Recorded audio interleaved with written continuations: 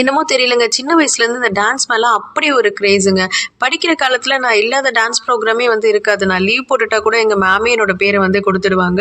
கல்யாணம் ஆகி 2 குழந்தை பிறந்து கூட இந்த டான்ஸ் மேல உள்ள ஆசை வந்து எனக்கு குறையவே இல்ல. ஸோ வீட்ல தனியா இருக்கும்போது, ஃபேமிலியோட இருக்கும்போது எப்ப பார்த்தாலும் டான்ஸ் ஆடிட்டே தான் இருப்பேன்.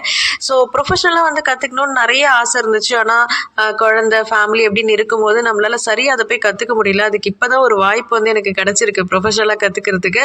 ஸோ கிளாஸ் போனதுக்கு அப்புறம் தான் தெரிஞ்சுச்சு, நம்ம ஆடுனதுல ஒரு டான்ஸே இல்லடா அப்படின்னு சொல்லிட்டு, பொங்கல் செலிப்ரேஷனுக்காக இன்னைக்கு வந்து ஒரு டான்ஸ் வந்து எங்க மாஸ்டர் வந்து கொரியோகிராஃப் பண்ணாரு. நான் ஆடியிருக்கேன். எப்படி இருக்குன்னு சொல்லுங்க கமெண்ட்ஸ்ல. ஜெயம் மூவியில் இருந்து தாங்க ஒரு பாட்டுக்கு வந்து டான்ஸ் பண்ணியிருந்தோம்.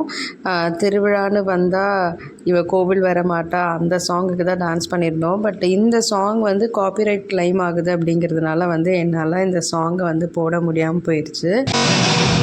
ஹாப்பி இனிய தமிழ் திருநாள் நல்வாழ்த்துக்கள். ஹாப்பி பொங்கல். ஹாப்பி பொங்கல்.